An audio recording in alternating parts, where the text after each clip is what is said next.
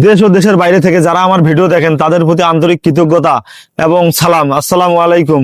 আপনাদের অনেকের অনেক মন্তব্য আছে আমার ভিডিও সম্পর্কে, এবং অনেকে মন্তব্য করেছেন যে ভাই গাড়ি সম্পর্কে জানতে চাই, আমরা পুরাতন গাড়ি কিনতে চাই, কেউ আবার নতুন গাড়ি কিনতে চান। তাদের জন্য আজকের ভিডিওটা, অবশ্যই আপনারা ভিডিওটা শেষ পর্যন্ত দেখতে থাকবেন।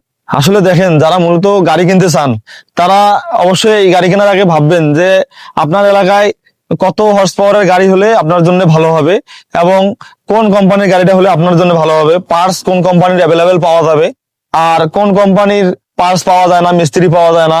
আর যে কোম্পানির পার্টস এবং মিস্ত্রি অ্যাভেলেবেল পাওয়া যাবে আপনারা মূলত চেষ্টা করবেন সেই কোম্পানিগুলোর গাড়ি নেওয়ার জন্য। যদিও দাম একটু বেশি হয়, তেল খরচ একটু বেশি হয়, হ্যাঁ, দেখা গেল গাড়ি তো চললে নষ্ট হইতেই পারে, কিন্তু গাড়ি চলার পর দেখা যাচ্ছে যে নষ্ট হইলো, কিন্তু আপনি মিস্ত্রি পাচ্ছেন না, পার্টস পাচ্ছেন না, তাহলে তো আপনার গাড়ি কিনে কোনো লাভ হচ্ছে না।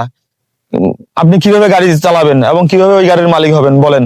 দেখা গেল আপনি গাড়ি কিনলেন 50 হর্স পাওয়ার, কিন্তু আপনার এলাকার জন্য কি কত হর্স পাওয়ারের গাড়ি প্রযোজ্য বা কত হর্স পাওয়ারের গাড়ি হলে ভালো হবে সেটা না জেনে যদি আপনি এই গাড়িগুলো কেনেন তাহলে আপনার লস করার ব্যাপক সম্ভাবনা আছে। কারণ হচ্ছে আপনার এলাকায় যদি নরম মাটি হয় সেক্ষেত্রে 50 হর্স পাওয়ারের গাড়ি ঠিক আছে, কিন্তু যদি শক্ত মাটি হয় তাহলে আপনি যদি 50 হর্স পাওয়ার গাড়ি কেনেন তাহলে আপনার লস করার ব্যাপক সম্ভাবনা আছে। কারণ 50 হর্স পাওয়ারের গাড়ি দিয়ে শক্ত মাটিতে চাষ হয় না, ওই পরিমাণে শক্তি 50 গাড়িতে দিতে পারে না। সেক্ষেত্রে আপনি যদি 60 গাড়ি বা 55 বা 65 70 গাড়ি কেনেন তখন আপনার জন্য লাভবান হবে ব্যবসা। কারণ শক্ত মাটিতে বড় হর্স পাওয়ার বা বেশি হর্স পাওয়ারের গাড়ি হলে ভালো হয়। আর যদি আপনি নরম মাটিতে, যে মাটিতে 50 হর্স পাওয়ার গাড়ি লাগে সেই মাটিতে যদি 55 বা 60 বা 70 গাড়ি কিনেন সেক্ষেত্রেও আপনার লস করার ব্যাপক সম্ভাবনা দেখা যাবে। কারণ আপনার নরম মাটিতে অত বড় গাড়ি চলবে না, তখন তেল খরচ বেশি হবে, ড্যামারেজ বেশি হবে, সেক্ষেত্রে আপনি লস করবেনই করবেন। গাড়ি কেনার সময় অবশ্যই আপনারা আরো কিছু বিষয় খেয়াল করবেন, সেটা হচ্ছে আপনাদের নিজের সময় দিতে পারবেন কিনা, গাড়ির সাথে থাকতে পারবেন কিনা। এবং দেখা গেল যে আপনি গাড়ি যদিও ড্রাইভার দিয়ে চালান, তো আপনি যদি নিজে থাকতে পারেন, ম্যানেজারি করতে পারেন বা গাড়ির সাথে সময় দিতে পারেন তাহলে আপনি গাড়ি টিকাইতে পারার ব্যাপক সম্ভাবনা আছে। কিন্তু যদি আপনি গাড়ির সাথে ড্রাইভার ম্যানেজার সবকিছু দিয়ে চালান সেক্ষেত্রে আমার মনে হয় না যে আপনি গাড়ি রাখতে পারবেন। আর একটা গুরুত্বপূর্ণ বিষয়ে আপনাদের সাথে কথা বলি, সেটা হচ্ছে যে গাড়ির যত্নটা ঠিক মতো নিতে হবে, এবং গাড়িটা কিভাবে মেনটেনেন্স করবেন, মেনটেনেন্সটা আপনাকে সুন্দরভাবে করতে হবে। তাহলেই হয়তোবা আপনার অপার সম্ভাবনা আছে গাড়ির ব্যবসা করে কোনো কিছু করার বা ভালো কিছু করার।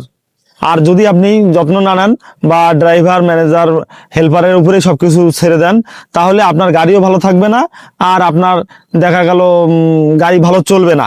কারণ হচ্ছে যত্নের উপরে সবকিছু নির্ভর করে। আর একটা বিষয় গাড়ি কেনার সময় আপনি লক্ষ্য করবেন বা খেয়াল রাখবেন, সেটা হচ্ছে যে আপনি কি গাড়ি চালাবেন, যে আপনার স্থানীয় মাঠে কি দালাল দিয়ে গাড়ি চালাবেন?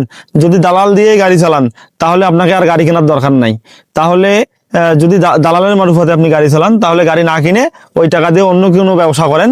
আর যদি দালাল দিয়ে ব্যবসা করেন তাহলে আপনি গাড়ি তো রাখতে পারবেন না, যে টাকা দিয়ে গাড়ি আনবেন, এবং সর্বশেষ দেখা যাবে যে আপনার পরিণতি হবে জমি জায়গা বিক্রি করে আপনার মানুষের ঋণ পরিশোধ করতে হবে।